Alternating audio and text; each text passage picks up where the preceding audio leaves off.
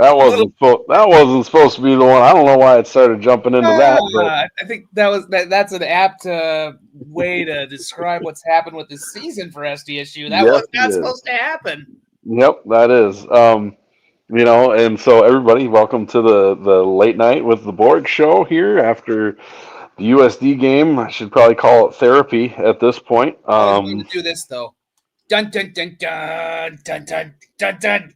Dun, dun, dun, dun, dun, dun, dun, dun, dun, dun, dun, dun, dun, dun, dun, dun. I don't want to break them, but there you get the idea. Boom. Mash, yes. Back when the intro was awesome. Yeah, well, Um, sports intros in general were awesome. Now hmm they're only awesome on Canadian broadcasting for hockey, apparently. So, Right. actually, they had a pretty good World Series one too. So, Yeah, that's true. That's true. Canada is the only one that can do a good intro now. Go figure. So, everybody, as always, we're on our Jackrabbit Illustrated Facebook and YouTube page and the FCS Fans Nation YouTube as well. As always, we are brought to you by our title sponsor, Kubota Dealers of South Dakota. And the Borg Show is, the late night with the Borg Show is also probably brought to you by Dreamers Do Travels, the JFPA Wooden Legs Brewing, and Innovative Engineering, and we will be mentioning them throughout the show. But Kubota Dealers of South Dakota with 9 locations throughout the great state of South Dakota. There's always a dealer near you to get you into some orange equipment today. Take care of your farm, your home, your ranch, homestead, whatever you may have, whatever your needs may be. Kubota Dealers of South Dakota can get you into some reliable equipment, and there's always a dealer near you with parts and service to get your equipment taken care of as well. So get yourself into some orange equipment today. As you may have noticed, this is not my normal background. I'm at a friend's house down in Iowa. Had this trip planned for quite a while. Went down and saw the Gronowskis down here and hung out with some friends down here after that, and then went and watched the game at my friend's house here that we're staying at. And now I have commandeered his basement that he has so graciously allowed me to use for this. Yeah, so we are here for therapy. Watch the whole game. Lot to probably unpack with this game. There's positives. Jack Henry really surprised me, to be honest, especially after seeing how he played when he did get reps in the Indiana State game. I thought he looked really good. Jack Smith. Turns out Jack Henry can throw. Who knew? Yeah, he can throw really well. Well, I don't know about really well. He looks very promising. Overall, because I think if Chase Mason's in this game, I'm not gonna use the injury excuse or anything like that. But I think SDSU's offense is probably still, even with how well Jack Henry played, the offense is more potent. I will say that. You gotta grade on a curve a little bit when it's the guy's first game, and I think you I just will. naturally do that, and he did a really good job. I'll agree with you right now. Although now the concern almost shifts to the defense because Right. I think that has to be the bigger. Again, not that the offense was perfect, but they got gashed by a team that has struggled offensively for a lot of the year. I got to pull up the final stats here, but yeah, I think that was getting brought up during the game too. That for as much as the offense is getting the words here, and yeah, it doesn't get any easier. Illinois State just put up 52 on Indiana State, and they only needed 3 quarters. So, that's the other frustrating part about it is, you don't want to do the moral victories thing or anything like that. I think there's things to build off of in this, but if you'd have gotten like half of this or 3 quarters of this a week ago, you probably beat that Indiana State team. But as we talked about before we got on air, that's a trap game, and it's gone now, and you just got to move forward. Yeah, and I apparently I sounded awful. So Cody and company, let me know if I sound better here. Guys, I was in the Apparently, freaking woods. He's in a house. Give him a yeah. break. Apparently, my head it wasn't on my headset that I have on, so I'm hoping this sounds better than the mic on my phone that it was apparently running through. So let me know if it sounds better. But yeah, LJ Phillips is a dude. I think the USD offensive line did a really good job of opening up holes And I think Phillips took advantage a little bit of the aggressiveness of the Jackrabbit defense with some cutback. He hit the backside repeatedly for big gains after the USD line was washing the SDSU defensive line down. So that was a concern, but really, I mean, honestly, the drives that USD scored on, SDSU gave them big chunks of penalty yardage and bailed them out of situations repeatedly. Um, Overall in this game, I think penalties are a huge were a huge story of the game, with SDSU just causing themselves problems, offensively jumping off sides, and things of that nature. It's just penalties were a big bugaboo for the Jacks in this game. You can question some, but when it's that big of a disparity, there's an issue going on, especially when it's the volume of offsides penalties. Obviously, the dome had a effect on guys jumping off sides and things like that, but then there was pass interference and all these other things. So that I really think hamstrung quite a few drives for SDSU, because even with as good as Jack Henry played, they just aren't equipped to routinely pick up first downs when they're behind the sticks. That's just not how this offense has been run this year. Uh, Really, the offense is designed to stay on schedule, and that's when they hum and click along. So getting penalties to get behind the sticks is killer. But then, I mean, think of the drive before, the one that really wasn't affected by penalties was the drive. Well, maybe it was the drive right before half. That was just an amazing pass or an amazing catch to get USD into scoring position, and then the next play they scored on that. Um, yeah, it, it it it's discouraging, and really pisses you off to lose to both your rivals in the same year. That's just not a thing that happens with regularity, for SDSU. On the other hand, I do think it's encouraging. They were not the same team that played against Indiana State. They just weren't. They played way better, particularly on the offensive side of the ball. Um, like you said, the defense, there's some questions there. You can see the loss of Van Tol is, that's left a mark. Um, they just they struggled more with the USD run game than I thought they would. I really expected. I kind of thought this would have been for how they play, would have been a good matchup for them, and USD ran the ball very well. Without looking at I haven't looked up the stats, but they ran the ball well, and there was a lot of times where it was a shoestring tackle away from busting for a big touchdown. Um, yeah, so I don't know. Cody Schilling says I wasn't there, so I'm assuming Cody was there. He said it wasn't loud enough for the number of false start penalties that we did have. Um, in that game. You were there, Borg. I'm assuming. Was it that loud that there should have been that much of an issue, or I think you're on mute. There you go. You're right. I was on There it mute. is. I mean, is it Fargo Dome loud? No. I mean, it's a smaller dome anyway. But I thought it was noisy. I thought the crowd made a difference. The USD crowd made a difference. There was a decent amount of Jacks fans there. The other half of it's not just the line or the cadence. You got a different quarterback under. Sometimes that's also a matter of the quarterback under center. It's not always just the offensive line.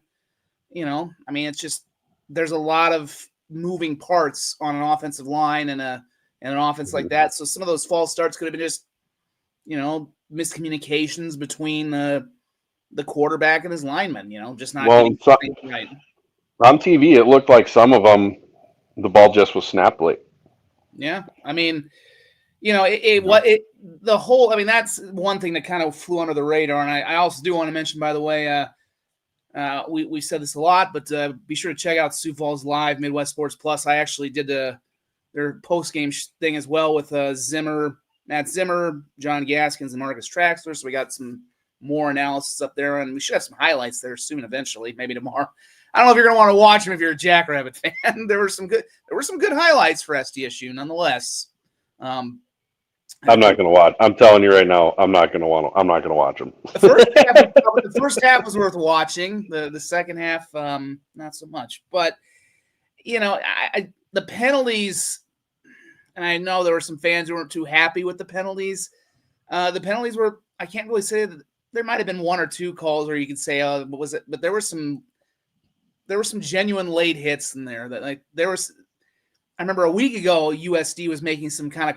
A week ago was pretty chippy between UND and USD. They kind of fought a little bit toward the end of that game, and it was a little weird. I thought SDSU was a little undisciplined at times. Quite frankly, there was one thing I was a little disappointed. I remember Phillips got tackled down.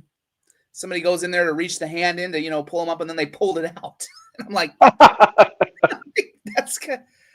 that's a little. I mean, it was a little chippy between. Rivalry, baby. I know, but it's like I'm like somewhere John Stiglmeyer would be kind of disappointed in that. Oh yeah, You know he would. But yeah, well, you talk about the old NCC blood feuds. There is video of this. I have the video. There was a dead rabbit and a dead coyote thrown. They made it onto the field, huh? The dead rabbit did, and I shot video of after the first touchdown. I don't know who the guy is, but he was swinging the coyote over his head like the Cotton Eye Joe. So was it the full coyote or was it a fur? It was a full. I think it was a full. I don't know if it was a full coyote. It was For definitely a full carcass. That'd be. I'd be impressed that he got in with it. I mean, I don't think it's blood, but I don't know. Right. Yeah. I don't know. It's like Zimmer and I were talking about this, and we're like, I know there were people back in the day who hated the whole, "Oh, you can't throw a dead rabbit or a dead coyote." We're all for it. Why not? Right. This is how we roll up here. Who cares? We don't care what people out and some. I think some writers or some people, media people from out had moved in, and that I'm one of those guys too. I came from out of state, but that had to be. It might have been. I mean, it's interesting to see that kind of coming back a little bit. I mean, this week, a lot of things were talked about coming back. We had as they started the color rush thing, which I thought really did good, that was great. And red. That hopefully is going to be a thing moving forward. I know both athletic directors, I talked a little bit about them and they were on board with it. And speaking of coming back, maybe there will be a trophy down the road. Who knows? I'm working on a story. I don't know if it'll be the Little Brown Jug because I don't know if anyone actually knows where the Little Brown Jug is right now. That is that's one of the mysteries that is kind of going about this whole thing is I cannot get a straight answer as to where the thing is. So is either in you hear either one and you hear it's either in USD or in SDSU's possession. So I don't think anyone really knows right now. Well, I don't know. The trophy thing to me feels like, well, the marker game has a trophy, so we should have one too. That's what it feels like, and I think it's dumb. That's just my the game. Like, I don't know. It wasn't. Nobody said boo about it until I don't know. Let's go back 4 that's years? Not necessarily true because the guy who really kind of set this off this week was Dan. It was unprompted. Now, to be fair, I was going to do something on it this week because I've kind of always wanted to do a thing like, why aren't they? Just because a lot of in-state rivalries do have a trophy. And it's not just because of the marker thing. And I understand, I know there's some eagerness with USD because all their trophies are gone. They don't play for the Sitting Bull anymore with UND. So I understand there's some eagerness on their side too. But now that the series is kind of heating up a little bit again, it's not quite to the marker level, and I don't know if it ever will get there, but the games are getting better. There's more on the line at stake in these games than ever was at stake in the Division II era. And there is a trophy out there. It just was like, well, why and they have the Interstate Series, which I know is an all-sport deal. It's just... I think the Interstate Series is dumb. But I'm not a big fan of it either. I don't corporate nonsense. And they do a similar thing in Iowa too. They've had one in Iowa, but they also have a football trophy for the football game. So it's like you can have these two things together. But there's also rivalries where you don't have a trophy, and they're fine too. Obviously, Michigan, Ohio State is a prominent example of, one of perhaps the rivalry in college football doesn't have a trophy. But it's just an interesting kind of thing because Dan brought this up. I was going to ask him about it. I asked Joe Hansen, who had his press conference earlier on Tuesday. His was at 10, and I asked him toward the end, I'm like, are you just kind of surprised there's no trophy? Would you like to see one? And he's like, yeah, I was a little surprised when I got here they're not playing for one. I think it'd be great to play for one. Good answer. And then Michigan, Ohio State doesn't play for one. Yeah, I mentioned that. Yeah, USD, Notre Dame doesn't play for one. Yeah, I mean, and there actually are a few, like, I didn't know this, like apparently Alabama and Auburn do have a trophy. It's called the Sportsmanship Trophy or something, but you never see it because apparently it must not be very good. It's kind of a lame name for a trophy too, sportsmanship. Right. But then what happened was Dan brought this up unprompted. I was going to ask him something toward the end of the press conference because that, it obviously wasn't a kind of the etiquette is if you don't have a front burner question, you don't really ask right away. But I was going to ask him toward the end, and he had kind of been talking. I think it was Jay Elson who had asked him something about, getting back into the rivalry his first time as head coach. And he kind of mentioned that he was teaching guys the history, some of Stig's Mad Manuals. And along the way, he just said, I'd like to play for a trophy. I was with Jason Eck, and I really, being with Eck, kind of, and you can watch these remarks too, by the way. They have them up on YouTube at SDSU's YouTube page. Right. And they're also on the Twitter page too for the football team. But he's like, being with Eck in Idaho kind of taught me to really kind of value how much fun these trophies are. And I'd like to see a trophy, whether it's, the little brown jug or something new. And I did later come back and ask him a follow-up, but it wasn't like this was like, technically I was going to ask something, and I don't want to say start it, but I was going to do a story on it. This was Dan who brought this up and kind of, and I don't think he was watching maybe he was watching Travis's press conference when I asked him. I'm pretty sure he follows some trends, and there had been some talk about it again. It kind of percolates here and there, but this was Dan who brought this up. This was not the media or anybody trying to cook something. I heard it, now it's been the conversation ever since he said that. That's natural, though. This one, right? There's ones that I agree. Sometimes we can bake up and bake into our own thing. This is and we've talked. You and I both talked both on here and on private. Dan is a very social media savvy guy. I mean, this is something that would not have, and again, this is no disrespect to Jimmy. This would not have happened under Jimmy Rogers because he never cared about I don't even think he cared that much about the Dakota marker. He cared about beating NDSU, but, kind of all the side stuff. He just wanted to win and lose. It's all about wins and losses for him. Dan and as well Joe Hansen and the current administrations, as we saw by them doing the color rush today, that's a sign that these guys are kind of plugged into the fact that, okay, it's a little bit bigger than just the wins and losses. We kind of have to listen to our fan bases, listen to, trends and do some different things. And this wasn't, this was not a forced thing. And we'll see. I mean, I've talked with the little ADs. I don't want to give my story away. I'm still working on it.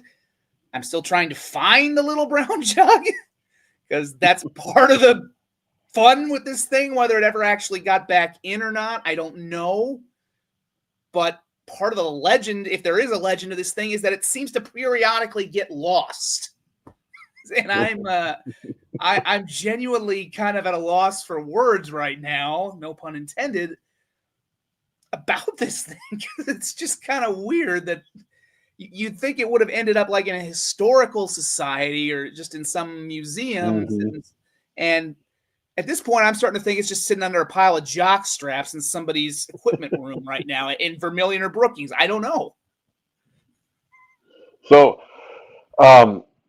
this is kind of off of the topic of the trophy, but it's something I think that is interesting to point out. I think, and I'm not saying just for this season before some USD fan gets all up in their feelings when I say this. It speaks to what this SDSU team or what this coaching staff really had to do before this season started to get this team together, that they're having to educate the team on these rivalries. Of course, you do it every year when you have a new class coming in, but to make a point that I'm educating them on the rivalry, and they had to do it, and he talked about it during the Dakota Market too. That just shows you how many new faces, how many young faces are on this team. So when it in Agreed. it in when you why in the past, like you look at 2022, part of the reason 23 was so good is that depth got tested in 22 by a slew of injuries, but the depth was there. And we talked at the beginning of the season why SDSU started out better compared to USD. And I had said, well, SDSU had depth baked in through years of the program, but that was used. And then you got top line front guys. But then as injuries have happened, that front line's gone now Yeah. because in USD they had to replace some players, but it wasn't nearly the volume or scope if we're comparing the two teams there. But when you're just looking at SDSU's season so far, um, that it's not an excuse. I don't think it's acceptable to lose the USD. I don't think it's acceptable to lose the marker game. I don't think it's certainly not acceptable to lose the Indiana State. Um, but it does show you a bit of a viewpoint of what they're having to do with this, what they had to do to get this team together. Why some of the depth maybe is not there yet. I know somebody said earlier, man, if you can keep this team together, let's see what happens. My viewpoint is, and this is an end of season conversation, but look what Dan Jackson did essentially while he was also building a coaching staff and having to build a roster on essentially half time or less than what a coach who coached the full season is had to, and he assembled a team that went out to Montana State and won and went 7-0 and all these things, and now we got a problem. You've lost your first. It's the first time you've lost 3 games in a row since 2013, according to Andrew Holton from the Brookings Register. Um, but man, what can he accomplish when he's got a proper full season and can really start molding the team he wants and the program he wants is something, we'll probably talk about more in the future. I think what is important now is what this loss means for the rest of the season. I mean, you are firmly in, you have to win next week. You Yeah. have to win next week. There's so much on the line beyond Seems just very. making the playoffs. I mean, you're a program. I think in the end, you make the playoffs, you go on a run. You get Chase back. What that looks like, we'll see if he gets back next week. Um, I'm starting to. I don't know, but it's starting to smell like a It smells like a high ankle sprain to me, just with the fact that they're not trying to play him. Those things are super easy to re-injure. You don't want to push those things coming back. The timeline seems to be on this injury. Um, that smells like high ankle sprain to me, but I don't know. Um, but if you can get him back, or you get another week of Henry getting first team reps going into Illinois State, and you have to win that game. You've got a 13-year playoff streak on the line, and while Jacks fans I know won't be happy that you lost to both your rivals, that you're not getting a seed. I think even your most pessimistic Jacks fans at the beginning of the season were thinking quarterfinals minimum. That's just where this program should get to. And now you're in danger of not making it. You go 7-5 and you lose your last 5 games, you are not getting in, period, end of story. You win one of the last two, you are in the playoffs. It's that cut and dried. 8-4 with the Montana State win is in. Yeah. No matter what's happened at the end, that's in. Yeah. You're in. You have 8 FCS. You have 8 Division One wins. And especially if you get chased back, even if you only get chased back for the UND game, you're going to have that weighted, and they obviously weight that with how they had their top 10, the committee's top 10 poll was released. Obviously, you're not top 10 anymore. You just aren't. You're not going to be. Right now, you're shooting for top 16 seed realistically. I think if you I would think if they get one of the two, they'll be hosting on that first weekend because, again, the Montana State win, and the Youngstown State win looks good too. So I think that would get them hosting on the first weekend, and in that top, get them in the seeding range where they would be hosting somebody. Yep. And again, the playoff thing has changed to the point that now everybody, if people are not familiar with what we're talking about, it is seeded the whole way through. You can't just buy your home game. Although you have to do it right. You have to put some money in to make sure I think you secure things, but you are seeded. It's not just the Montana. Oh, we're just going to buy our home game, and you got to come. I would think if this team finished 8-4 with what people still kind of consider is probably the best FCS win of the season over MSU. Also throw in Youngstown. I think, I would think they're going to be on the low end, and they could be going back to Fargo right away, or they could be going to Missoula or Bozeman again. But yeah, we'll see. I think it's, at this point you can't worry about any of that. Obviously, if you're an SDSU player or fan or coach. I think the Chase Mason thing, and I don't have any inside info. I've kind of heard conflicting things. I don't know that you count on having him back. I think you hope to have him back if you're a fan. I mean, he was moving around better today. He didn't have the boot on. So that I think that's encouraging, but we're getting to the point, and I know Brian was making the I'll be that guy. I think he's right to an extent about today, because while I do think the offense would have been certainly a little more potent and better with Chase in there, the defense is having issues. And they started popping up against Murray State, and you can kind of excuse that because that was a bit of they're looking ahead to NDSU, and they had this injury and some fluke things happened, and on and on and on. Okay, then they get housed by NDSU and their quarterbacks. Now, and I know people have kind of, I guess the 13, so we go to Lehigh.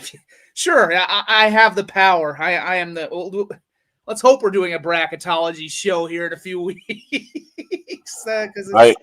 It might be a string of just scared money don't make money for the rest of the season, because we lost out.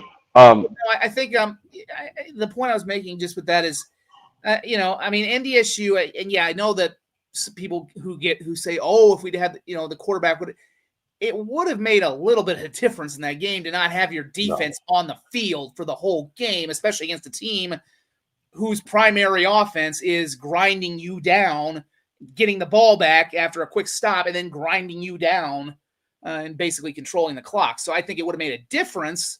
Might have been a little closer game, but NDSU still wins. You can't really debate that point. But then when you see what happens with Indiana State, and the defense played better, but they still gave up a big pass play.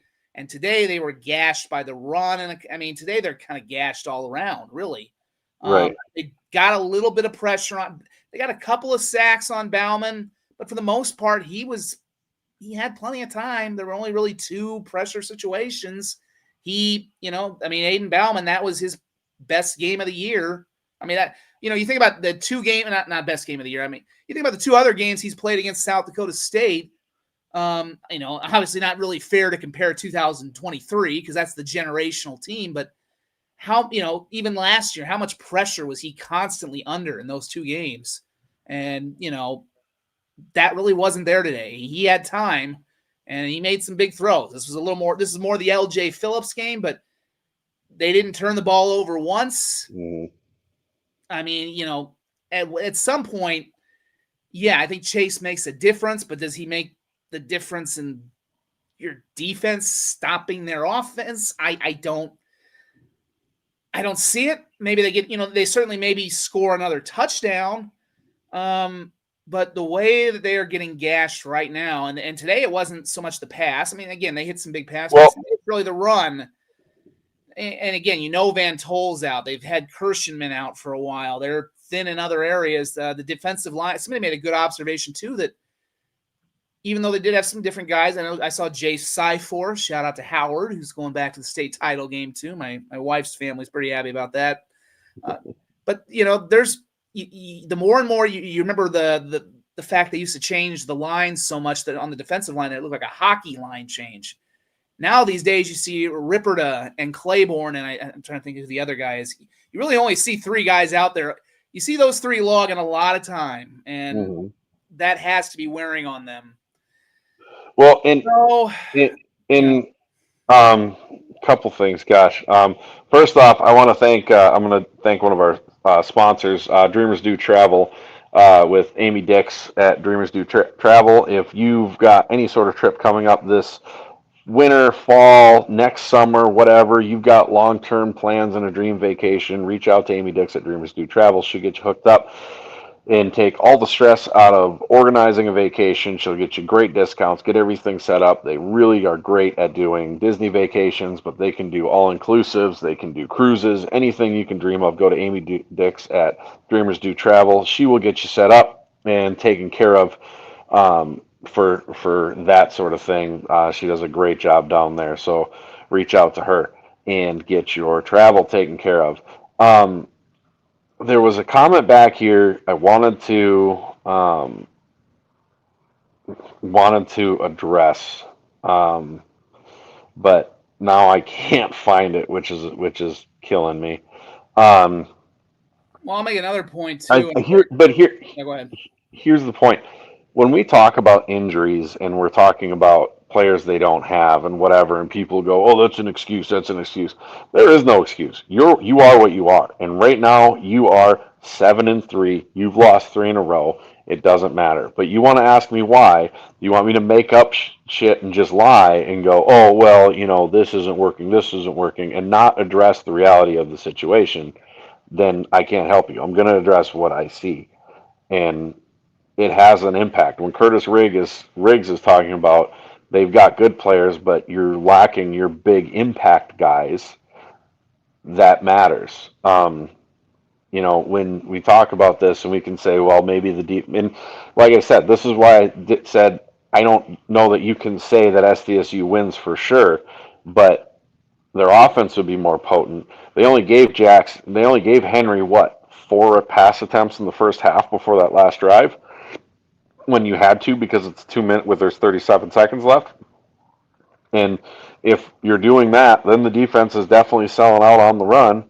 I mean, do you think they do that if Chase Mason's in there and is able to sling the ball 20 some times during the game? No, it's a completely different thing. Now, you can say that's coaching and they should have trusted him more, but I don't know if anybody else watched that last part of the Indiana State game when Henry was throwing the ball around. It wasn't confidence inspiring. He played great today, but that is not the Henry we saw at the end of the Indiana State game. So I can understand why they were hesitant at first before they let him off the leash and let him throw a little bit more. And even towards the end of the game, they really didn't let him throw all that much. Let's be honest, too. He's a bit of a project. I mean, yes. Del Rapids did not. For those who've not watched high school football in this area, Del Rapids does not throw the football. Now, he's a big guy. He's a strong arm guy. He was a hell like his brother, Austin Henry, who's pitching down, I believe, at Oklahoma. His dad, Nate Henry, last week I was out at the Amateur Hall of Fame banquet. His dad's in the Amateur Hall of Fame. His dad was a hell of a – they're a baseball family, and they're all pitchers. So he's got a strong arm, but Del Rapids never passed. So they kind of knew they had this, it was Jimmy's staff that obviously brought him in. And obviously Dan's staff has retained him, certainly. But they knew, both staffs knew, this guy was going to be a bit of a project because, he's never really thrown that many passes. And I still think there's improvement there to be made, but also I knew from my time in covering him in high school that, yeah, the guy can throw. It's just going to maybe take some development to make him here. But, unfortunately, they had to put him into a situation where he's going to have to play more, obviously with the injuries. And, but yeah, I think that, I've had some questions with what the staff has done. Obviously I aired them out a few weeks ago during the NDSU game where I just wasn't particularly. I thought they came out too timid in that game. And if you come out timid against North Dakota State, I don't care who you have. You're probably going to have what happened. And it did happen. But yeah, I just think that, you kind of have to play with who you got at this point. And I think that it's tough. It's tough because there were some calls. Obviously they're shut out in the second half after a pretty good first half of moving the football. There's some things I'm sure they want back, but for what the situation is that they're in with so many guys they're playing for the first time and having to go so deep in the depth chart in places, I don't know how much there is to do. And the other thing you just have to say flat out is they got outplayed today. USD was the better team. I think the numbers are pretty similar, but, let's face it, they gashed them with the run game. And the numbers look similar, but most of that's because Jack Smith, a wide receiver, had a 75-yard run. That's another thing that I was going to say earlier. The run game this year has, for a lot of the year, been a disappointment. Now, I think the last couple games are kind of, to the point you made, they're not necessarily telling the whole tale because you've got these young quarterbacks in and people are probably loading the box more to stop it. So it's not necessarily fair but at the same time, we all have known that there's depth issues within this position. We've been over what happened with Nate White. We know, even though I don't believe there was necessarily a star who left to Washington State, there would have been a depth piece or two they could have used. Certainly, I think the guy who might be regretting going out to Washington State with Rodgers might be Maxwell Woods because he's just playing wide receiver and he's barely playing at all. He stays here, he might be your feature back right now, and he's playing behind frankly, would have been playing behind a better offensive line. Again, that goes to a lot of things. It doesn't make sense that all of those backs decided to go when one of them could have been the feature back here or gotten a lot of carries. But they're just, you talk about the injuries, you talk about the defections. Obviously, who did USD lose 2 games into the season? Potentially the best running back in the FCS, in Pierre. They plug in this Phillips guy who had, apparently there's a pretty good backstory that he was being recruited by teams in the Big 12, but then he had injuries and basically USC said, "I'll still bring you on anyway." And, they kind of had him sitting back there and he emerges. He's been waiting for a chance and he got his chance. And, similar to Loffridge, Brendan's dark, but I'll keep going here. Similar to, I said this a few weeks ago when we were talking about USD after one of their wins. I was like, I don't know if they can keep up the pace with Phillips because they're giving him like 30 carries a game. He obviously has not worn down at all. You make a point there, Garrett, that Okay. I don't love his point. Because I think we're overinflating in our minds. Like Henry played really well, and I think part of how well people think, like air raid with him he was 13 of 24. Well, I was talking about I was talking about Garrett being about LJ potential. Oh, okay. I thought you were talking about this comment because he says the way Henry was slinging it, I wonder if going full air raid would have been beneficial. No, he was barely over 50% completion percentage. He was markedly better than what we had the last 2 games, undoubtedly. That's not debatable. But let's not go too far with that stuff there. He played very well. I was very happy with how he played. He absolutely played well enough to give the Jacks a shot to win this game. However, that's a little too far. Um, but anyways, I do think you can't just brush off the players that went to Washington State and say, well, they weren't star players. They're not star players at Washington State, but if we're talking about Yeah, Maxwell Wood might have been the feature back, how many of these other guys could have been star players here? Or like you don't think a Tucker Large would make a huge difference with Van Tol being out and all that stuff. That there's a massive impact there. There just is. And whether it's being able to rotate more guys on defense or whatever, there's a huge impact there. yeah, You lose basically your whole running back room and have to start from scratch with freshmen. And what are we talking about? The running game being a problem. And granted, I think a lot of that is off. I think it's a mix, but there's definitely offensive line issues. Although I think I liked how they played. They came out and played hard, played mean today, and I mean, boy, that dome fell very. We were talking earlier about how loud was it. You could hear a pin drop after that first play because I guarantee you, everyone in that building, red and blue, thought here we go again. Because the last time a game was played there, it was 37-3 in this rivalry. Now, granted, that team is very different from the one SDSU put out there today, but there was a thought, I'm sure, going through some Coyote fans that if we can't beat this team today, when are we going to beat them? And I said this in what I was doing in our post game on Sioux Falls Live. It's there was some deja vu to some of the previous Coyote wins and this is another thing that's kind of hard to remember because of those two national championship seasons and how dominant those wins were. Coyotes are now 3-3 against them in the last 6. And, they could have easily won last year as well in Brookings. They came within this. It's kind of hard to remember that because those two national championship seasons and how dominant those wins were. Well, there was some deja vu for me. Go ahead. Go. I'll say when it comes to that and the being 3-3 and all that, you can go back probably even more games than that. Every one of their wins has been in the dome. Every game in the dome. Besides 2023, virtually every game in the dome has been a dogfight. Doesn't matter how bad USD was and how good SDSU was. It's just the way it was. I would argue this has been, going into the game, the most even matchup of the two teams through the whole time.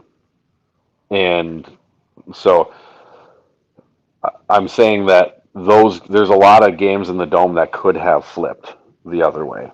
There's only one in Brookings that could have flipped the other way. There was last year, but I remember I think Strevler's first game. That was a 28. That was a 7-point game in Brookings.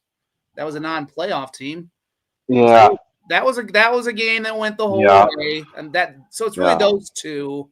But yeah, right. other than that, it's been pretty much blowout city in Brookings. And yeah, every game except the 2023 game with one of the all-time teams in the subdivision in the dome has been close. And like 2 or 3 of them were decided on pick sixes by the Jacks late.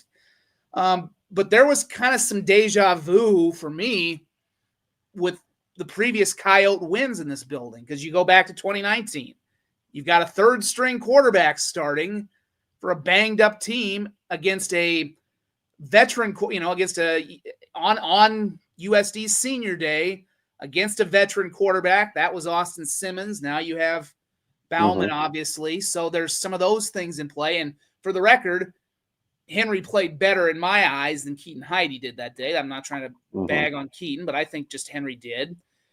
In that game, not quite as dramatically, but in that game, SDSU got out to the lead, but kind of gradually USD overtook them and ended up winning like a 1-score game.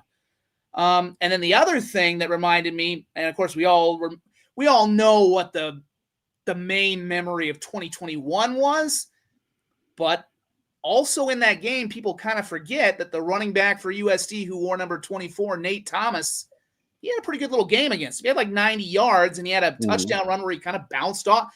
he was kind of having a lot of second effort yards after contact.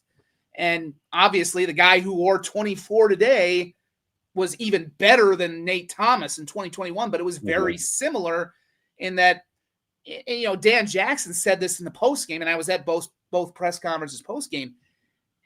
Dan Jackson said that, you know, it's not like LJ Phillips is the burner, is the guy who's just going to, you know, use his speed to take off and go 30 yards. I mean, that would have been Pierre.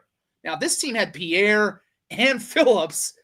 They would have been one of the more lethal running teams in the country, although they probably wouldn't have necessarily discovered Phillips if Pierre hadn't gotten hurt. Right. But the thing with that he identified, and he's right with Phillips, is he's the guy who's going to run for, you know, get his 4 yards and then get the yards after contact. And that's what consistently happened in this game. I mean, he broke a lot of tackles, spun through tackles. There was some bad, and Dan's right, there was some bad tackling from SDSU, but you have to give credit where credit's due. I mean, I think I said it with you either on here or the time I had just kind of published my notes because we couldn't have a show.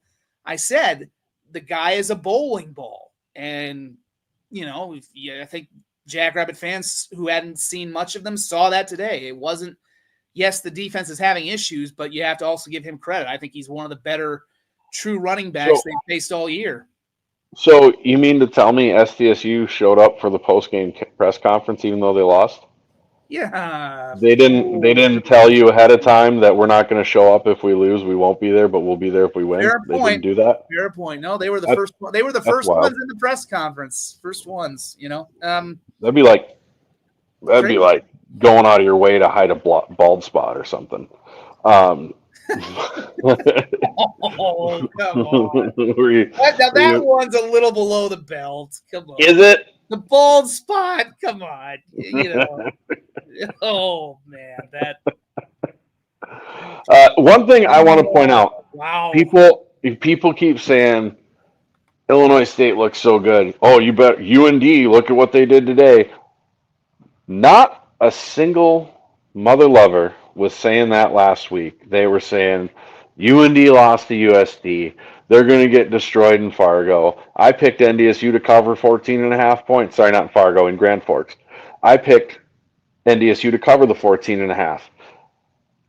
It changes like that.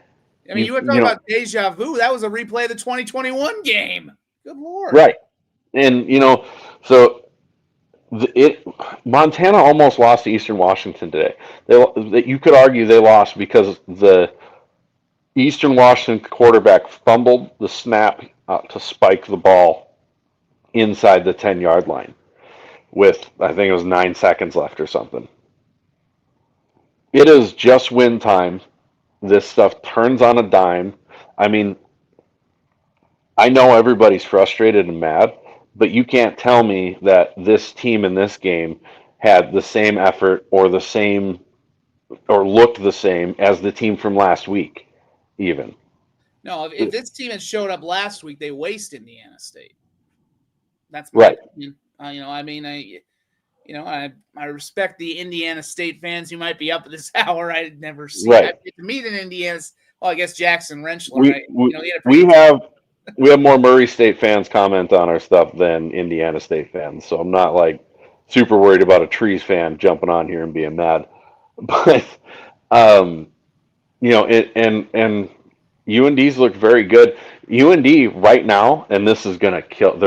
Paul. He's come out as he's a UND fan. He's gonna hate this. You are UNI right now. They are UNI. They have almost won against every really good team they've played. And they are ranked because they've almost that was a healthy part of their ranking for a while, is because they almost won those games. And then they have a ranked win against Youngstown State. Don't get me wrong, I believe they're a very good team, and I believe it's an awful, awful time for SDSU to be playing them, because just like you and I, their backs are going to be against the wall trying to make the playoffs, because they're now at a point where they have to win out to make the playoffs. It's just it's really funny to me because of the fan bases who ragged on UNI for being ranked because of that sort of stuff. The one that I think I saw do it the most was UND fans, and now they've become what they hate. But I mean, realistically for SDSU, it's all about Illinois State. The end. That's the whole story. Um, that's all that matters is next week, and then Yeah. after that, all that matters is next. We said this before this week started.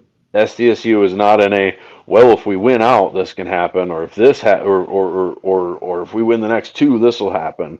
This one is right now. It's this game. The next game is the most important game ever played on the schedule for this team. The end. It's bigger than Montana State. It's bigger than any of them. You have to win that one. So, yeah. So, anyways, that's my little diatribe on that. Because it just, I, I see it, especially this time of year. You know, teams for whatever reason turn bipolar this time of year. That's why the bubble gets so weird and crazy this time of year. Because here's another fact. Right now, this is not a national championship SDSU team. This is not a semifinal SDSU team. This is maybe at the moment a quarterfinal SDSU team if they get the right bracket. That's it. That's where they're at right now. That's what this team is playing like. And so it doesn't matter like, oh, if we get this path or whatever, you've got to just get into the damn tournament first, and then we can talk about that. And after that, then we can talk about how possible things are. Youngstown 2010.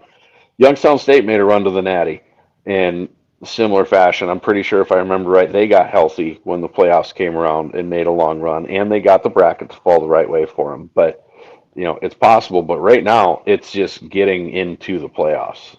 I mean, we saw it in 2010, not 2010. We saw it in 2021 after a loss to USD when it really looked like this team was kind of flat. And then they had to, people we forget too, in 2021, they had to go beat UND that last game or they would have missed the playoffs because they had a Division II win on their schedule that year and they wouldn't have had.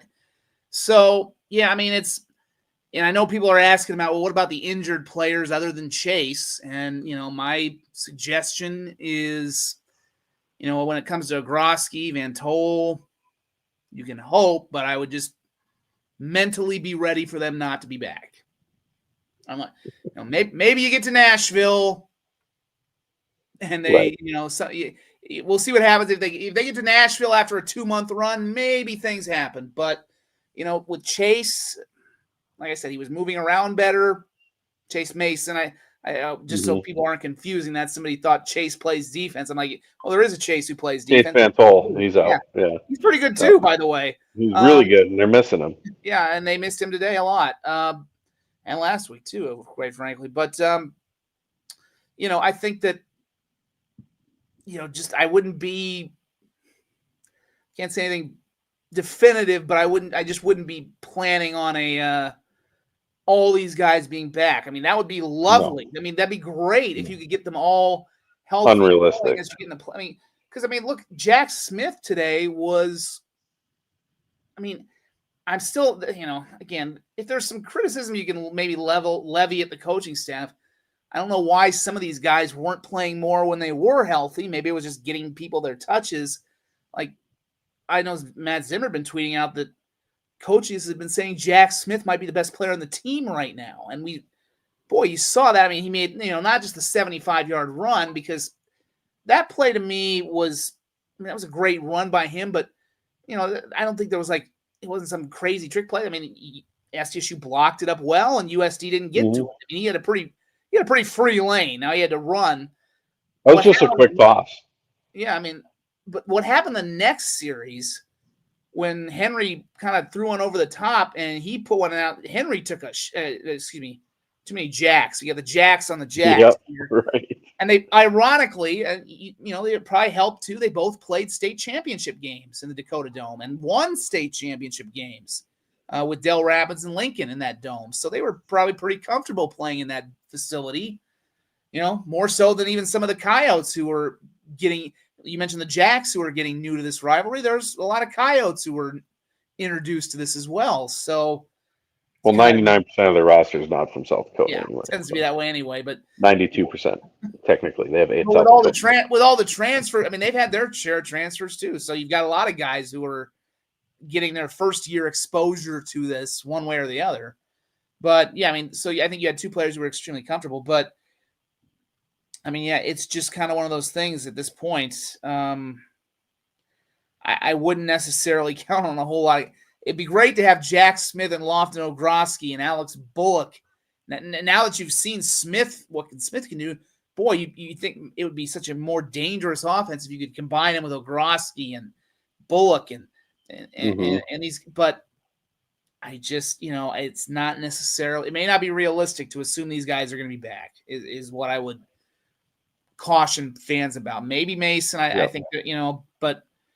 Again, Chase, he wanted to play today pretty badly because this is as close as he's ever going to get to playing in his hometown of Viborg, which is not Viborg, Hurley, not Viborg. You said that last week about how that was a big deal, and you did it again. Yeah, I did it twice. I need to do like a swear jar for it or something. But I mean, if I've heard conflicting things, but there's a part of me that just thinks if he couldn't get into this game, it might be a longer term thing. But I would love to be wrong and see him playing next week. Yeah. But I just wouldn't be like, I mean, folks, I would just be saying if you're like, oh, we're going to get Lofton back. We're going to get this. You just need to maybe temper the expectation because some of these guys, I don't know if there might be a guy or two who we wouldn't see back even if they made the run in Nashville. At this point, I think it's getting that bad for them. Well, we got a lot of seed talk and stuff going on. You got to make the dance. You got to make the dance first. I did see Chris Howard said earlier, just scheme for what players we do have. That's where I kind of wonder if things went wrong last week because it just I mean this is why I kind of wish they had just made Jack Henry the backup from day one. I understand that Luke Marble is this is nothing on Luke. He came he was a pretty well recruited guy going to the FBS. He spent some time there and he follows Dan Jackson a little bit. But, I just think that the development at this point of your quarterback, I kind of forgot my point. Well, Jack looked really good, and he looked really good compared to Marble this game compared to the last two. But the point I was going to make was I think this team is probably maybe geared toward having a mobile quarterback more, obviously, with Chase than they were with Luke. Obviously, you bring in a guy like Jack Henry, who right now is a little more probably geared to run, but showed he can throw to. I mean, what this offense was with Chase is more closely aligned to what they're going to be with Henry than as opposed to, any of the other backups, really. So, I mean, your best option going forward probably is going to be Henry if, as we said, if they can't get Mason to go. So we'll see. And when it comes to scheme, just scheme for the players you do have. You ask, there's a lot of coaches who like to say it's about the Jimmies and Joes. And it's easy to say, well, just scheme better. Just scheme better. if all it took was just scheming better, we wouldn't see SDSU, NDSU, Montana State in the finals every year. Yes, they have great coaches, but there's very good coaches across the country who scheme really well, and then they run into the machines that those programs have been, and they get shredded. It does matter, and when you lose certain players, you lose a Chase Mason or you lose a Lofton Ogroski or whatever, it just limits what you used to be able to do. Yes, they did not do. I don't think they schemed well at all for Indiana State. I feel like that was a failure across the board for the whole team, coaching staff, and everybody. And Coach Jackson basically said so. But eventually, you can make the argument that they schemed for what they had, and then USD figured it out in the second half, and that's part of why they struggled. Do I love the bubble screens? Chris is bringing up the bubble screens. No, I think that was way overused. And I think that was being conservative and being concerned to Jack throwing or Henry. We got to say last names, like you said. There's too many Jacks. Being concerned about Henry throwing an interception, and then this is a game where turnovers were gonna be huge. We saw that. You threw a pick in the end zone when you were threatening and you lose by a touchdown. But there's only so much scheming sometimes you can do. But I just think, yeah, Jim says scheme for Goddard, Winicky, Terran, Zenner, and so on. There's only so much you can do. I think it can definitely be improved. Certainly, there's certainly things that have been driving me nuts about play calling and whatnot. Or like, we talk about, you wish Henry was the backup from the jump compared to Luke Marble. Well, we haven't seen practice. There's potential that in practice, Henry was just kind of all over the place with his accuracy in practice, and then now they had to use him, and he showed he's a gamer, because they talk, you hear that talked about all the time. A guy doesn't practice that great, but when he gets in the game, he's a gamer. So who knows? I'm going to bring up another one of our partners quick here. We're proud to be partners with the JFPA and donate to them, but we're also very excited and proud that we were able to manufacture our own Jackrabbit Illustrated beer with Wooden Legs Brewing. That was fantastic. It's all gone, unfortunately, for now. But Wooden Legs Brewing is the place to go for fan cakes before the game. If you want to get just delicious beers, top to bottom, from their selection, go down to Wooden Legs Brewing in downtown Brookings. Fantastic selection of beers there all the time. They're not one of those breweries that just picks one type of beer that they kind of specialize in, like a Drecker, where all they do is sour beers. Wooden Legs does the whole gamut. You can get a great beer of any type from Wooden Legs, so head down to Wooden Legs Brewing and get yourself some delicious beer, because I think after the last 3 weeks, every Jackrabbits fan can need it. So, anyways, that's our deal with them. So, uh, I think we've probably maybe beat this game to death enough. We can probably keep going if you'd like. You got anything more, Zach? Borg. Oh my God, I put him to sleep. Zach, you okay?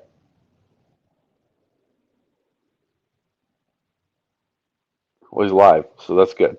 Um, we'll keep charging on. But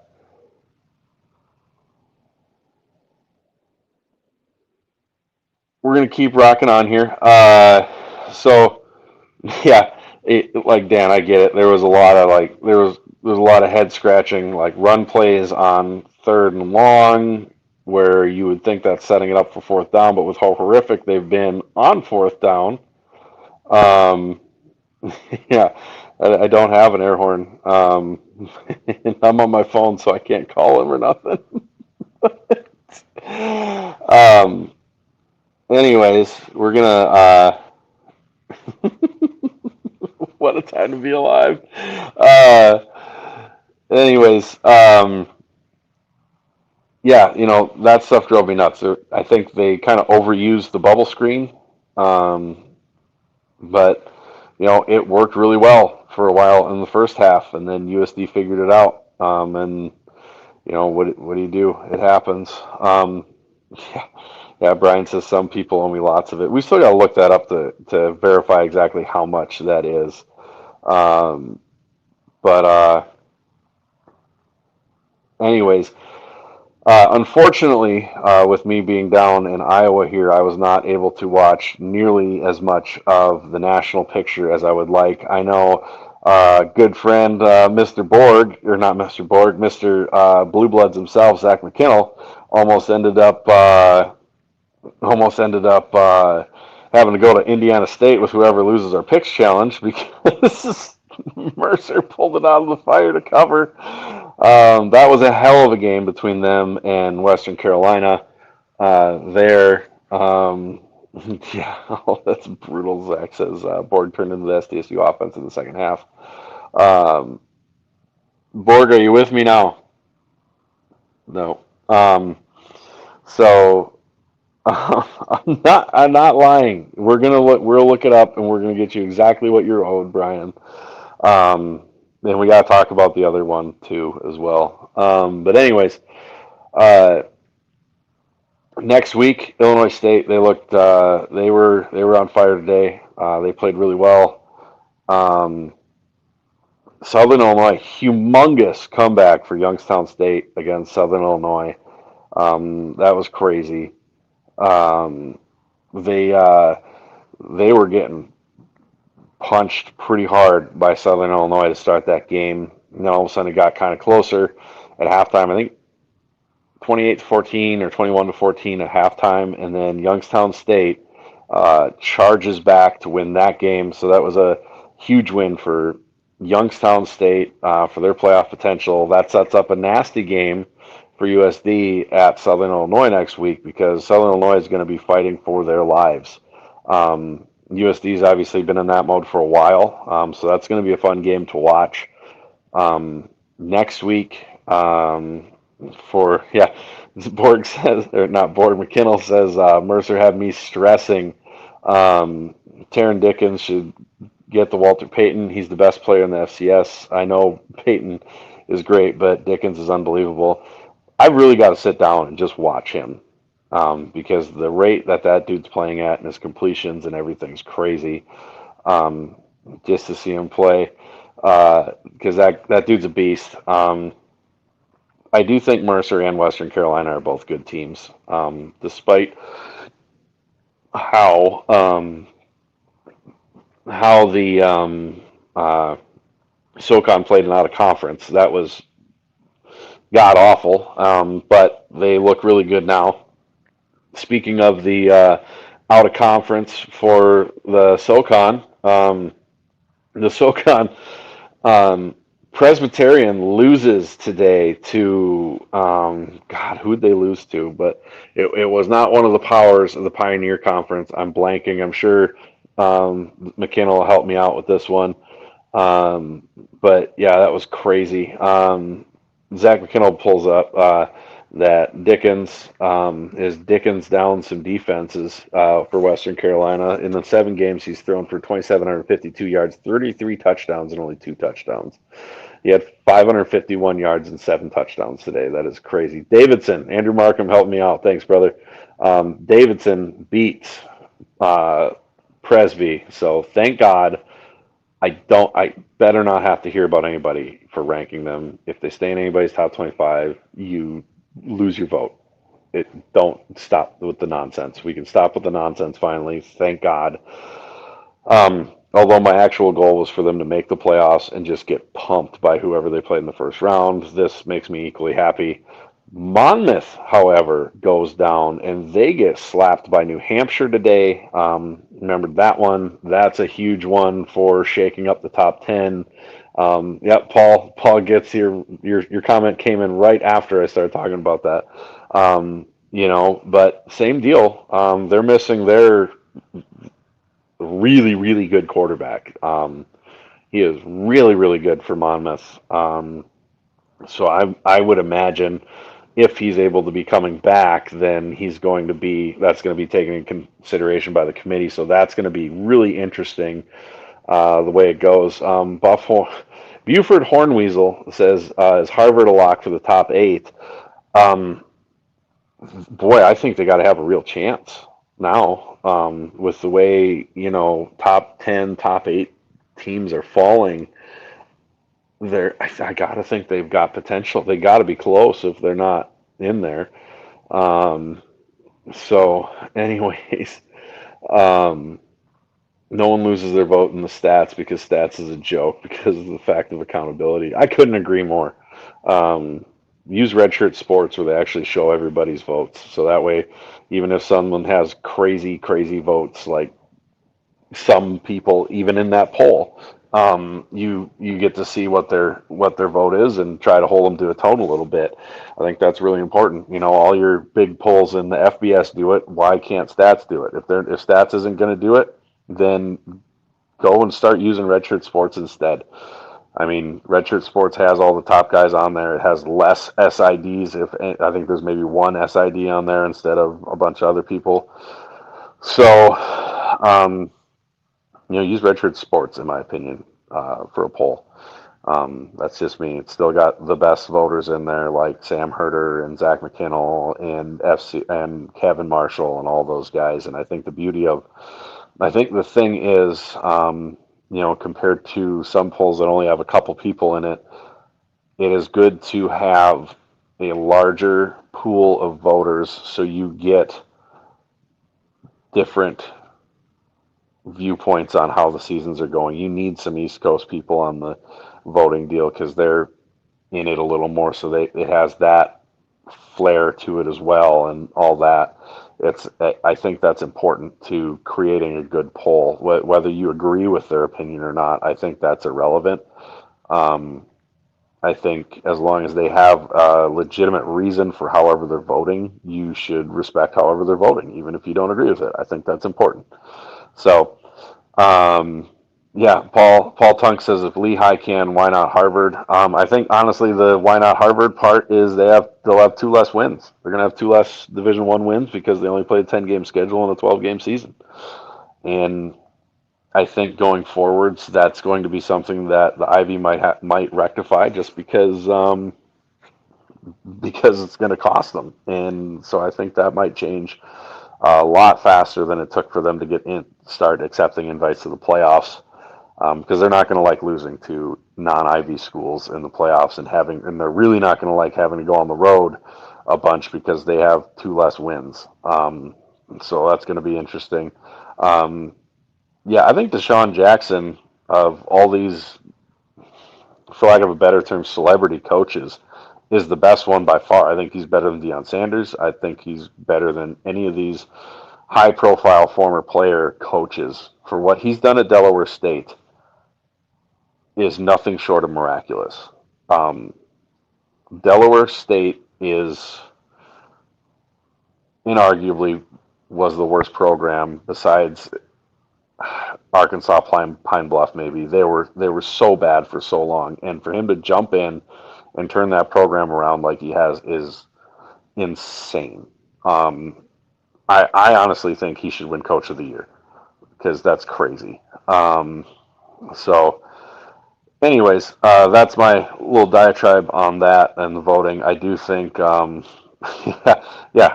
McKinnell says it'd be like taking over Murray and then winning the Missouri Valley Football Conference in year one. That's how crazy that is, and I'm not even sure if that even exemplifies how crazy that is. Um, all the props in the world for them. I love, love, love seeing bad programs turn around and get good. I think it's so healthy for the subdivision. It's so good for those schools. Um, I think it's so good for programs around the country to see that it's possible. So, I mean, if he does not win Coach of the Year award, it's it's one of the bigger injustices I've seen in the award voting in a long, long time. He's done an incredible job. Um, I'm actually starting to worry about Borg here. He's sleeping. But no, Del State is looking good. I mean, and all these things are kind of through the lens of what they were. I don't think they're gonna. I don't think anybody thinks they're gonna go and win a national title right now or anytime in the near future. However, um, they're getting there. And Brian, I think you were underestimating how bad Delaware State was. I, I really do think you're underestimating how bad Delaware State was. It was crazy.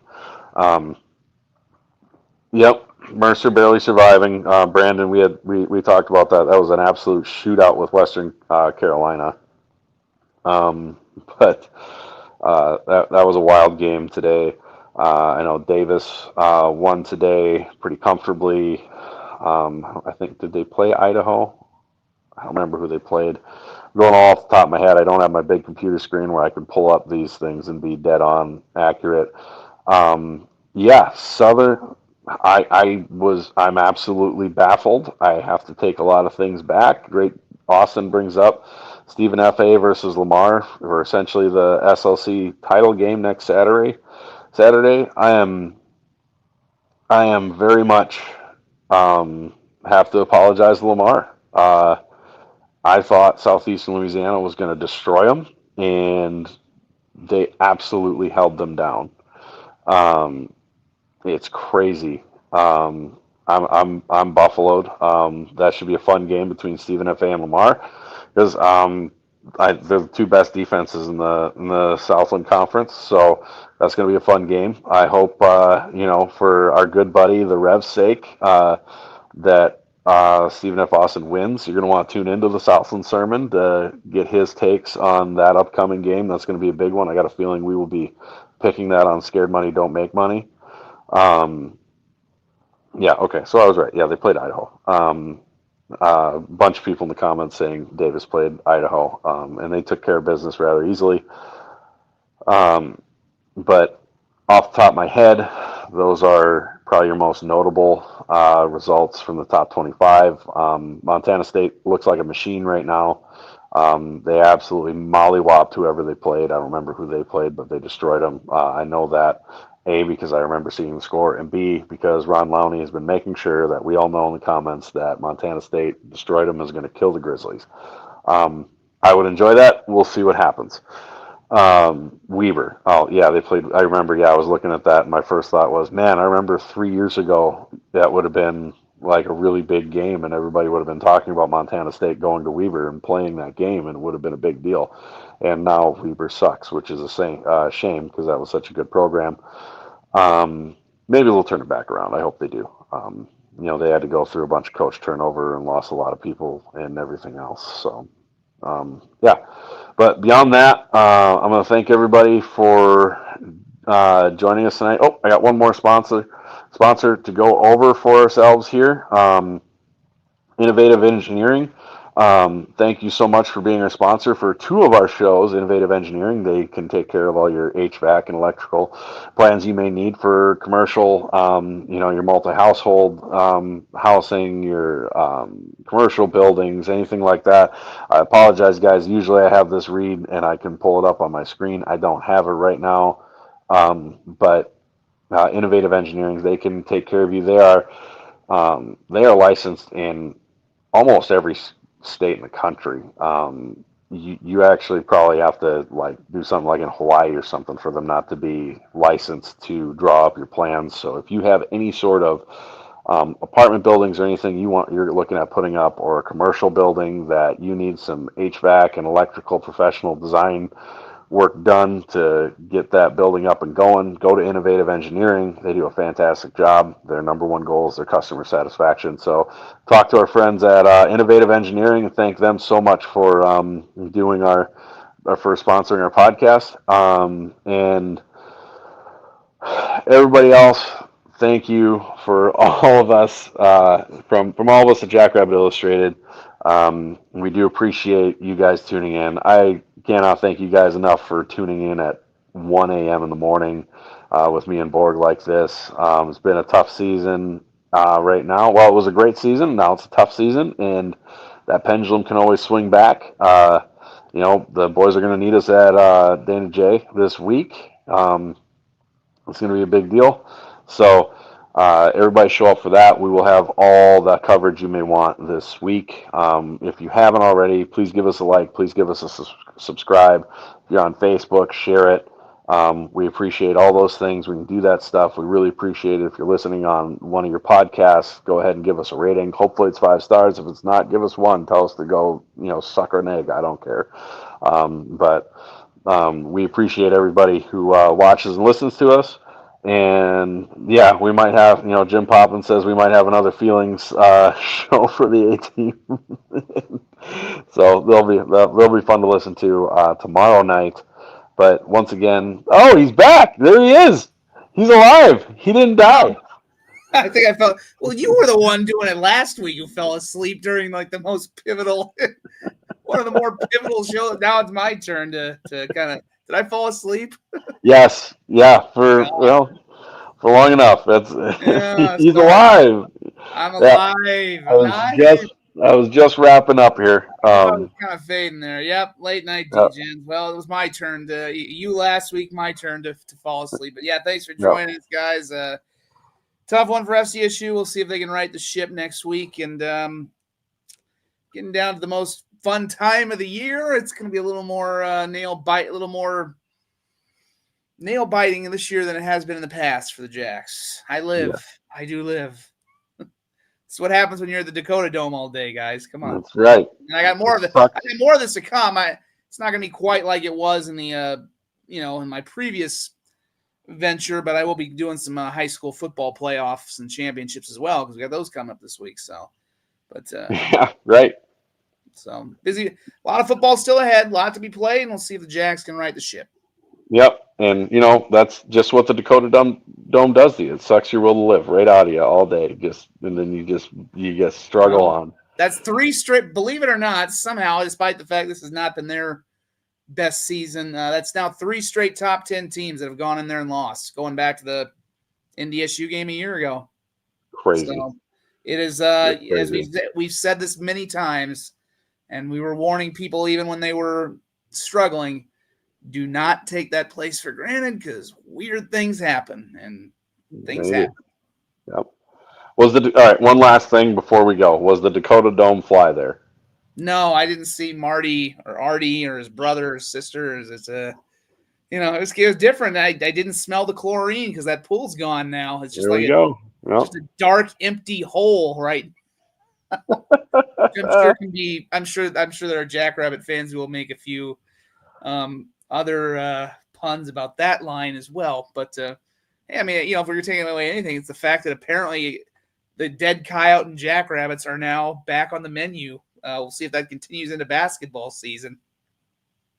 We'll see. We'll see what happens. So with that, for me and Borg, go big, go blue, go Jacks. Thanks for joining us, boys. It's bedtime.